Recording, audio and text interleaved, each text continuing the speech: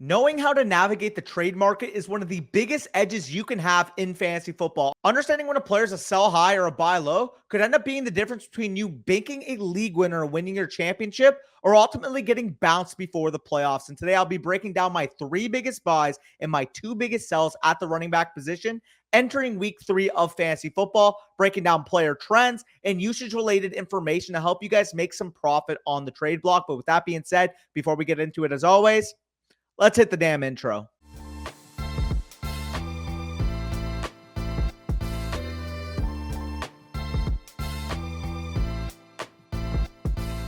All right, just like last week, before I get into the specific trade targets themselves, I'm going to go through exactly what the anatomy of a good running back buy and a good running back sell basically consists of. So when it comes to the running back position, the way I evaluate the running back trade market is that I break down a player's usage and just how valuable their role is in the offense. I break down just how strong their offense projects to be, just how strong their situation projects to be. And based on these 2 factors, I determine what bucket they should lie into. Are they going to be an RB1, an RB2, an RB3, or a depth option? And what their current market value is a moment. Does the market view them as an RB2 when they project as an RB3? That would make them a sell. Does the market view them as an RB3 when they project as an RB2? That makes them a buy. Ultimately, capitalizing on these discrepancies is how you find players that accumulate in value across the full season. So before we get into the player specifics, guys that were on last week's episode that I do believe are still strong buys are guys like Josh Jacobs and Javonte Williams. But without further ado, let's get into this week's list. And starting off as my number 1 buy low, we got Ramondre Stevenson of the New England Patriots. His current market expectation is that he's this high-end RB2 on a bad offense. But for me personally, my expectation is that he's a mid to low-end RB1 with elite usage on a functional offense with the New England Patriots. He's coming off, solid games in weeks 1 and 2. I believe he's averaging about 14.9 PPR points per game on the season. But he's still one of the most glaring buy lows in fantasy football. He's averaging 18 opportunities, 4.5 targets per game thus far on a very improved Pats offense compared to what it was last year, where Ramondre Stevenson was still the RB7, despite the Pats representing one of the worst offenses in the entire NFL. He's the clear-cut bell cow for New England. He's one of the most untouchable workloads in the entire NFL, evidenced by his utilization. You guys can see 73% of the snaps, 61% of the rush opportunities, 58% of the routes in particular based on his usage in the first 2 weeks, as charted by Dwayne McFarland over at Fantasy Life. The efficiency thus far is what's kept him behind. He hasn't been the same efficient player on a down-to-down basis based off looking on the counting stats, but I know he's a good player. I'll get into why he's going to bounce back, but let's just look at the Patriots' offensive situation this year compared to last year. The Pats are currently the 17th highest graded offense in the NFL per offensive DVOA after ranking 23rd in the same regard last year. Despite in the first 2 games of their season playing against arguably 2 of the top 5 teams in the NFL currently, with the Philadelphia Eagles in week 1 and with the Miami Dolphins in week 2, I think this iteration of the Pats offense is the most encouraging we've seen since Mac Jones's rookie season, where in 2021, the Patriots running backs combined for 24 rushing touchdowns in this offense when it was functional, when it was about an average unit, which is what it showed thus far this year, compared to only 10 rushing touchdowns from the running back position this time last year, a year where Ramondre Stevenson was still the RB7 in fantasy, like I mentioned before. And I do think the efficiency is kind of overrated right now. Yes, the true yards per carry is down, but Ramondre Stevenson is still one of the more efficient backs at just making guys miss, ranking 16th in yards per touch at 4.1, 9th in juke rate, 7th in evaded tackles. He ranks 5th in yards created and 10th in yards created per touch. This isn't some replacement level running back. Ramondre Stevenson has showed, despite the Patriots offensive line not getting off to a hot start, that he can still create yardage for himself. And with this workload and the talent level I do believe he possesses, on top of this improved offensive situation, like I mentioned, I think he can go scoop up a legitimate running back 1 for the rest of the season right now at depressed costs. You guys can see some of the trades listed below, but Ramondre Stevenson and David Njoku in exchange for Alexander Mattison and Nico Collins, the classic tier up I love. Go get that RB1 with Ramondre Stevenson. Next deal, Ramondre Stevenson and CeeDee Lamb in exchange for Derrick Henry, Deebo Samuel, and Zay Flowers. Another classic 3 versus 2 level move that I love making. You get arguably 2 of the best 3 assets in this deal, in my opinion, with CeeDee Lamb being the best, Ramondre Stevenson being close to Derrick Henry. If you prefer Derrick Henry, that's fine. But Ramondre Stevenson is very close to him in my rest of season ranking. So if you can get CeeDee Lamb on top of giving up Deebo Samuel and Zay Flowers, you have to go make this move. And then finally here, the last deal listed is Ramondre Stevenson and Devontae Adams in exchange for Joe Mixon, Garrett Wilson, and Zay Flowers. Another classic 3-for-2 level move. This guy probably wanted depth, and he gave up Ramondre Stevenson at depressed cost. The guy who bought Ramondre Stevenson and Devontae Adams makes out like an absolute bandit, in my opinion, when it comes to this deal. But let's get into my second buy low, and that's going to be Breece Hall, running back of the New York Jets. His current market expectation is that he's this RB3 in a committee on a bad team with the New York Jets offense. But my expectation is that right now he's a high-end RB3, given the fact that we can't really project the usage. But I think he has legitimate top 12 upside when he takes over. And this has more to do, again, with his implied value rather than his current value. I understand this week, maybe even next week, maybe even the week after, we won't see that ceiling potential from Breece Hall quite yet. But given the efficiency we have seen from him to start the season, despite very tough matchups against the Buffalo Bills and against the Dallas Cowboys, everything we needed to see from Breece Hall and recovering from that ACL, we have seen on a per-touch basis. He currently ranks as the number 1 running back in terms of true yards per carry, number 1 running back in terms of yards per touch, number 3 running back in terms of juke rate, number 2 in terms of evaded tackles, number 2 in terms of breakaway run rate, on top of being an efficient creator on a down-to-down basis, number 8 in terms of yards created per touch, number 1 in terms of production premium, number 7 in terms of expected points added, EPA. Breece Hall is up there with some of the elite running backs in the entire NFL. And while the Jets' offensive situation is a mess right now, I'm going to admit that straight up, this is a team with a Super Bowl level defense and options to add at this quarterback to make this offense at least float across the full season. And Breece Hall, despite a rough starting schedule, like I mentioned, has already shown that league-winning level upside. Dalvin Cook, on the other hand, has shown that he is not that same running back that we saw in his prime in Minnesota. And in fact, he's not even close to it. If we're looking at his efficiency across the first 2 games, don't let him dissuade you from Breece Hall. He does not simply have the same legs that a guy like Breece Hall does at this current point of the year. We're not talking, like I said, 2019 Dalvin, 2020 Dalvin. We're talking Dalvin Cook in the year of 2023, past the age and touch apex, and looking like this year's Ezekiel Elliott. Obviously, this past week in week 2, the Dallas matchup really just got away from the Jets right away. Jets defense, a very strong unit, gave up an opening drive touchdown. And from there on, the offense was working behind the 8 ball. You had Zach Wilson trying to come from behind, a negative run game script. And ultimately, Breece Hall just didn't get the work that he would have expected in that game environment. But I do think if Zach Wilson isn't delivering, if he's not showing that he can be at least an average level quarterback for this team, they have avenues to go after an Andy Dalton. They have avenues to go after a Jacoby Brissett. And I do think with average level quarterback play, this is a team that can compete for the wild card in the AFC. So for me personally, if I'm looking at it right now and I'm looking at the talent level Breece possesses, the 3-down skill set that Breece possesses, and on top of all of that, Dalvin Cook not being near the threat that people expected coming into the year, I'm going to buy at this depressed cost. His current price on the Yahoo trade market is very, very tasty. If we're looking at it, Breece Hall and Jalen Waddle in exchange for DeAndre Hopkins, Michael Thomas, Tua Tagovailoa, easily taking the Hall and Waddle side there. Next deal, him straight up for his teammate Garrett Wilson. I personally would rather have Breece Hall rest of the season. I understand that's a hot take. Maybe you don't want to give up Garrett Wilson, but I personally would rather have Breece Hall because I do still think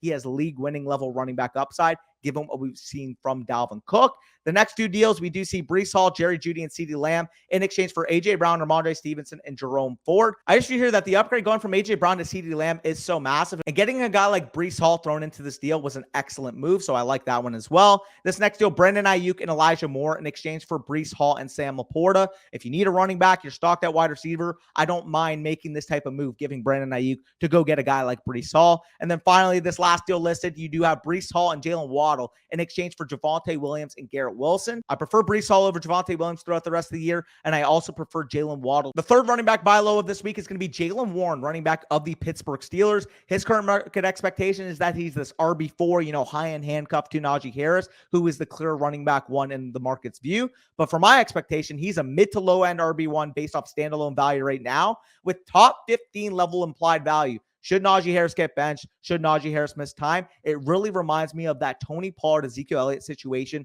of the last couple years in Dallas. And Jaylen Warren was a must-draft sleeper for me for a reason. I always saw this level of talent. I always saw this level of superiority in terms of an efficiency basis of Jaylen Warren compared to Najee Harris.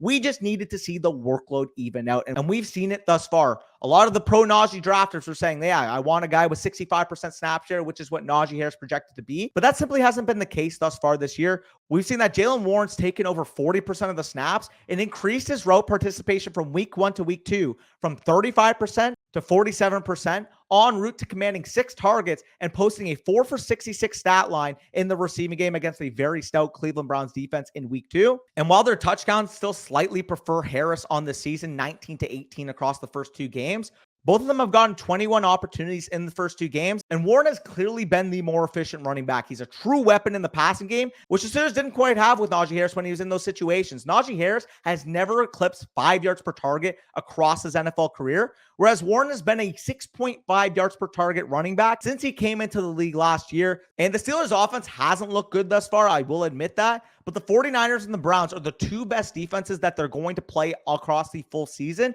and Warren has already been a top 30 level running back in fantasy despite barely cracking 10 opportunities per game. And the Steelers now play a Raiders defense that was just absolutely carved up by James Cook this past Sunday. He turned 21 touches into 7.6 yards per touch, and he's a very similar archetype to what we could expect from Jaylen Warren this week.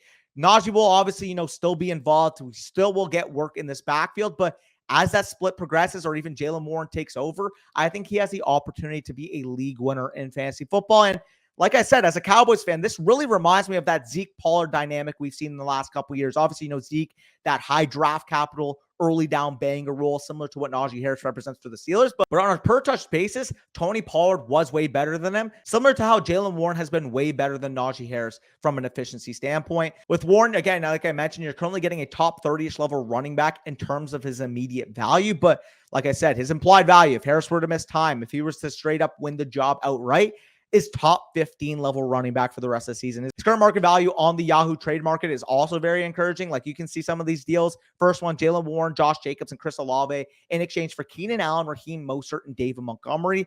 This is the classic deal that I absolutely love making. You're getting, in my opinion, the 2 best players in this deal with Josh Jacobs and Chris Olave, and also getting a third option here with Jaylen Warren, who I really like. So in this package, easily giving me the Jaylen Warren side. And the other 2 I want to mention is Tank Dell, Cam Akers, straight up for Jaylen Warren. Like if people are valuing a guy like Jaylen Warren with the upside he presents at that type of rate, you have to be going out and scooping him. Moving on to my number 1 sell high, and that's going to be DeAndre Swift, running back of the Philadelphia Eagles. His current market expectation is that he's an RB2, whereas mine is that he's this volatile RB3 with a legitimate top 15 ceiling, but a very risky profile towards hitting that ceiling. And the reason why I view it this way is that I'm bought into the talent. I think he can be, if he gets that RB1 role, a legitimate top 12 to 15 running back in fantasy. I do see that ceiling, but the problem is that the range of outcomes are so wide for DeAndre Swift that I'd rather just sell high off an elite performance. Obviously on Thursday night, looked good, looked efficient, got that majority role for the Philadelphia Eagles, but that was without Kenneth Gainwell inside the lineup. And we saw in week 1 when both Kenneth Gainwell and DeAndre Swift were active, Kenny Gainwell was the clear-cut RB1 for this Philadelphia Eagles offense. He garnered 62% of the snaps, 61% of the rushing share, and 42% of the team routes. All totals completely dominating Swift in terms of usage. And I don't expect the Eagles to shift off their plans just because DeAndre Swift carved up a horrific Vikings defense. I do, again, see the ceiling range of outcome. If he does get that role, he could be that guy. But if you have DeAndre Swift, you currently have the opportunity to use him in a package to upgrade. Go get a Travis Etienne. Go get a Josh Jacobs. Go get, an underperforming RB1. If you can get, Ramondre Stevenson for DeAndre Swift plus a small piece right now, you are doing yourself a disservice by not trying on the market. Obviously, he's this big home run swing DeAndre Swift represents, but we need to take calculated shots in fantasy. We can't swing recklessly. Yes, it was a very good performance, but if Kenneth Gainwell was on the field, I'd be willing more to buy into it. But the fact that Kenneth Gainwell was inactive, I do think that you have to capitalize on this sell opportunity. And the current trades that he's going for are absolutely ridiculous. This first deal, you're able to get, like I said, Travis Etienne and Amari Cooper straight up for DeAndre Swift and Garrett Wilson. Give me Etienne very easily. He's a locked-in top 15 overall player in my rest of season rankings. This next deal, you're able to get his teammate A.J. Brown in exchange for DeAndre Swift and Michael Pittman. Again, another absolute smash deal if you're getting A.J. Brown. And these next 2 deals, DeAndre Swift and Jordan Addison in exchange for A.J. Brown. Give me A.J. Brown there. And the final deal here, we do see Tyreek Hill, Ramondre Stevenson, and Garrett Wilson being sold for DeAndre Swift, Stephon Diggs, George Kittle, and Javonte Williams. Again, go take your 4 assets and go upgrade to 3 better assets. Tyreek Hill, in my opinion, is over Stephon Diggs. Ramondre Stevenson, in my opinion, is over DeAndre Swift. And Garrett Wilson, in my opinion, over any other piece of that package. So give me the 3 side on this deal. But moving on to the final player of this video and the second sell high I have at the running back position, I have Rachaad White, running back of the Tampa Bay Buccaneers. His current market expectation is that he's a safe RB2 with good workload. But my expectation is that he's an inefficient running back 2-3 archetype with severe question marks about his starting role across the longevity of the 2023 season. And he's another fascinating case. You know, people who are pro Rachaad White will point to the fact that he's got this 3-down skill set and that he performed well in week 2. But the problem is that he's been one of the most inefficient runners in the entire NFL since coming in last year. He's a solid receiving threat, but you need to be able to run the ball consistently if you want to be considered a legitimate running back 1 in the NFL. And White simply has not been able to since coming into the league. His marks across this season thus far, 2.3 true yards per carry, 3.7 yards per touch, only has evaded 1 tackle across his carries thus far this year. These totals, man, you're not ranking inside the top 30 at the running back position across the year. You are the definition of a replacement level player. And that's what I think Rachaad White is at this point. His efficiency in week 2 was encouraging to see that uptick. But let's not forget, that came against a horrific Bears defense. A defense across the first 2 weeks of this year that is ranking 26th in defensive DVOA and ranked 32nd in defensive DVOA across the entirety of the 2022 season. And we're already getting reports that the Bucs are impatient with White's development. They've been in the running back market, and with how Baker and this offense looks with new offensive coordinator Dave Canales coming in, this is a team that has legitimate wild card aspirations. And names like Cam Akers and other vet running backs have surfaced across the last few days. And yet White's market value in fantasy football has basically been seemingly unaffected. Like you can see right now, if you're able to make this type of move, you have to go and capitalize. So this first deal, Rachaad White and CeeDee Lamb in exchange for A.J. Brown and Jahmyr Gibbs, this seems somewhat reasonable. You know, A.J. Brown coming off a bad couple games. Obviously, I prefer CeeDee Lamb to A.J. Brown. But the stark difference between Rachaad White and a guy in Jahmyr Gibbs, who you guys would have heard me rant on last week, that I think has a legitimate league-winning ceiling at the running back position. If you can get this type of move, you know, slightly down tier at wide receiver and majorly up tier at the running back position, you need to do so if you have Rachaad White on your roster right now. But either way, if you guys enjoyed, make sure you leave a like down below. Comment your biggest trade decisions in the comment section. I will try to get to as many as possible. And of course, if you're new to the channel, make sure you hit that subscribe button. We are on the road to 40,000 subscribers and appreciate you guys for that continued support. But with that being said, peace out. Good luck in your week 3 matchups.